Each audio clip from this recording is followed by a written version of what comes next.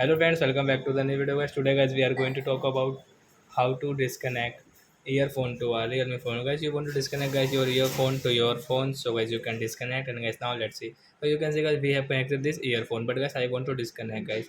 I want to remove this network. So guys, how can I remove it? Means guys, how can I disconnect?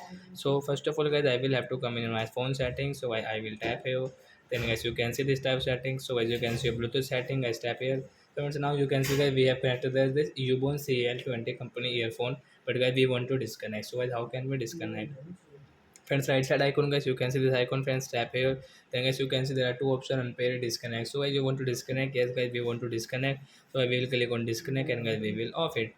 So guys, our earphone will be disconnect to our realme phone. So like that guys, you can disconnect guys your earphone to your phone. So that's it guys, thanks for watching guys. Now we will meet on next video guys with new topic. Before going guys, please comment, like my video, subscribe my channel. Bye friends, thanks for watching.